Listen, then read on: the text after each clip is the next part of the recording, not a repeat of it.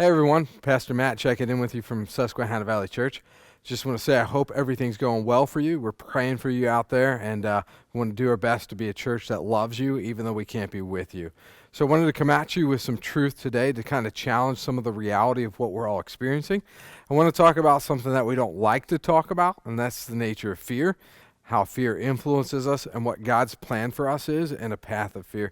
Really want to start out with the reality that fear hides behind any situation that makes us feel vulnerable.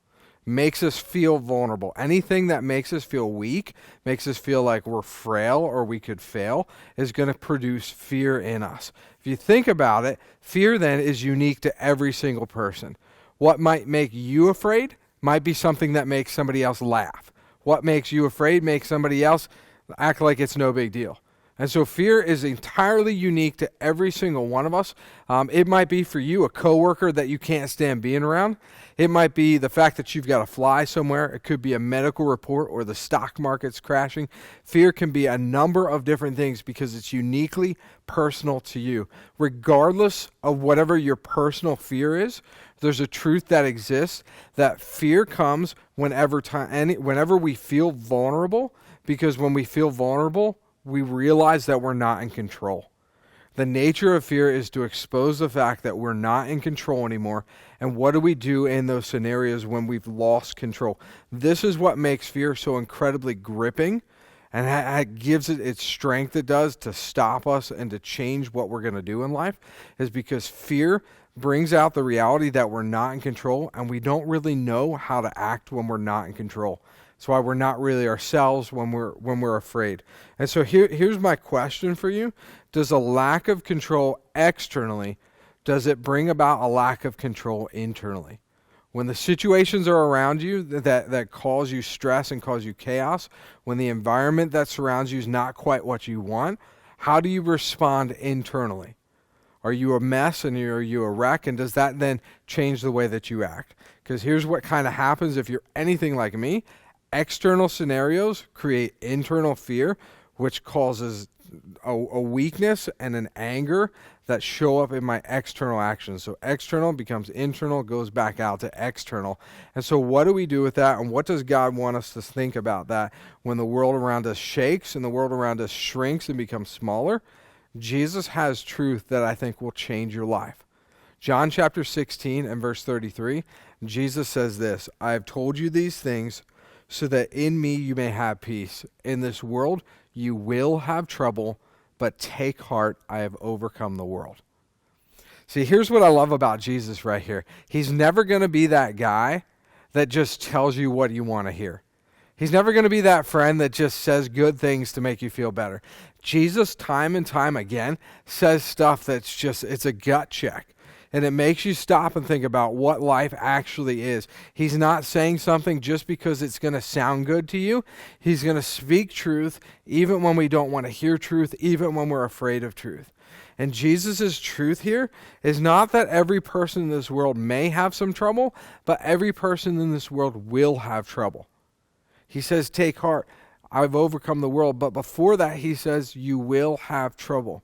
We live in a world that's been broken by the virus of sin, and every one of us experiences the difficulties of that world on a day-to-day basis. Now, I understand that's not a really encouraging thing for you to think about when we're talking about fear, to say, well, you're going to have stuff to fear. That's a reality. But the encouraging thing to me comes on the other side of that. So let's not just move past it and ignore it. My question for you is, has it been true? Has your life been such that you've had trouble after trouble? Maybe not constantly, but there's been many, many things in life that have caused you to stop, have caused you to stress, have caused you to be just afraid. And if that's the case, why do you think the world is the way it is? Why does every person in this world have trouble? Does your worldview account for that? What Jesus offers is the fact that, yes, this world is filled with trouble. Despite that reality, you can have peace. Despite the presence of trouble, you can still have peace. It's not that one eliminates the other, that Jesus is bigger, he's stronger, he's wiser, and he's more durable than anything else we can face in life. And because of that, he can bring peace even when trouble is a reality that we're currently experiencing. This is why the Bible calls Jesus the Prince of Peace, because he's able to bring peace in times that are absolute chaos.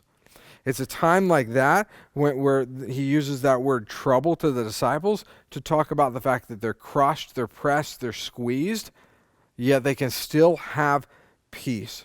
See, I want you to see the context that Jesus is talking about in John 16. They've just figured out that he's the Son of God.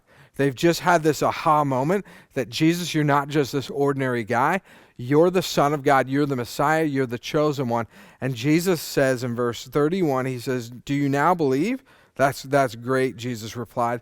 A time is coming, and in fact has come, when you will be scattered each to your own home. You will leave me all alone, yet I am not alone, for my Father is with me. You know what Jesus does? Is he says, look, you believe. You figured out who I am. That's great. You're my follower. I want you to understand life. Because following me doesn't exclude you from trouble in life. You figured it out. I'm the Messiah. Guess what? It's still going to be difficult for you. Guess what? You're even going to want to leave me. You're going to walk away. I know that. I don't need you to feel good about myself. The Father's with me. And so then you and your life should do the same. That even if people leave you, even if you feel alone, God's with you. And that's the center of a heart of faith in a time of fear. That's the center of hope in the time when you could look around and say, well, where is hope? It's not here. It's with God. It's in heaven.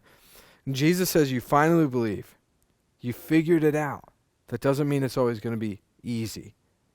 It means that sometimes it might be difficult. And what Jesus does here is so incredibly powerful for you, is he makes the experience of fear natural, and then he gives us a supernatural hope to get out of it.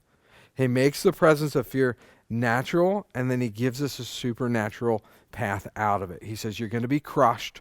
This world will be difficult. It will squeeze you. You will have people that don't like you. You'll have people that try to change your future.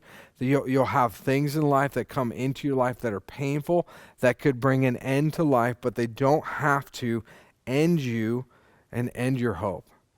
That whatever crushes you is not bigger than God. Whatever is outside you is not bigger than what's in Jesus Christ. And he has this phrase that I think is so incredibly powerful. He says, take heart, for I've overcome the world. Take heart, for I've overcome the world. It's a call to action and a statement of certainty. It's a call to action, take heart, for I've overcome the world. And it's a statement of certainty, I've overcome. It's those two things. The call to action is what the Bible does so well, is it calls us to believe things and not just do things. So much of the world's self-help is about just going out and doing nice things, doing things here, doing things there. And as you do A, B, and C, you're going to be a better person. The fundamental teaching of the Scripture is that what changes you begins internally. That you would believe, that you would take heart, that you'd have courage. The way that it's worded, that Jesus says this, is kind of this idea that you become the coach, and it's the fourth quarter, and you're down by one, and you give yourself the pep talk to go out there and have courage. You're the tired athlete in the fourth quarter, and you're the coach, and you're telling yourself, I need to take courage. I need to have confidence. I need to have faith. Because the external circumstances are not all that's true about life. There's a God who loves me and wants to know me and work through me in life. Take heart, Jesus says. You know why we can have a call to action? Because there's a statement of certainty where Jesus says, I've overcome the world.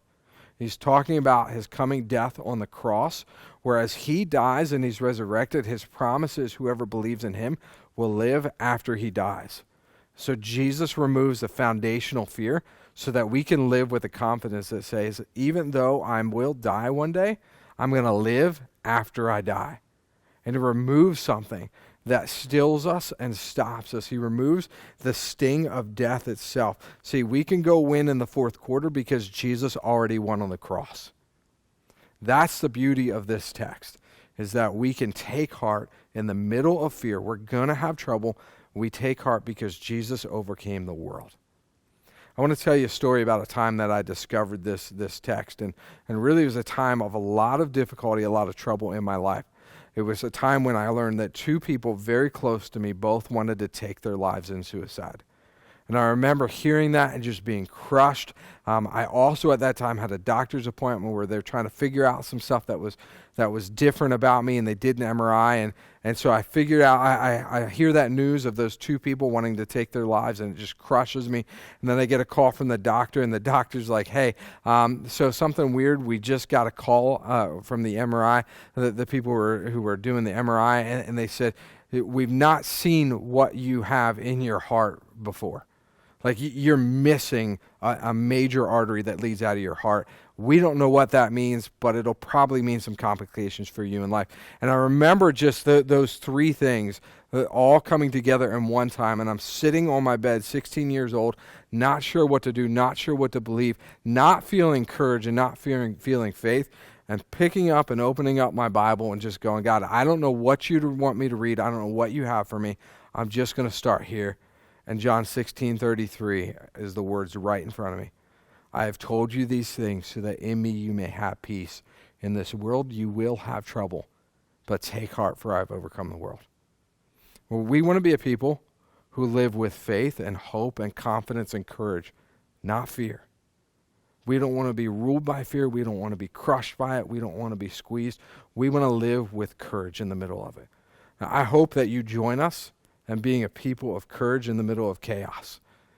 And I would love for you to post in the comments below. Maybe it's a verse, maybe it's a story of something where God brought courage to you in a time that should have brought fear. And it's just a means for us to encourage each other. So let's keep the conversation going. We're going to post more of these throughout the week. Thank you for checking in. We love you, and we'll see you soon.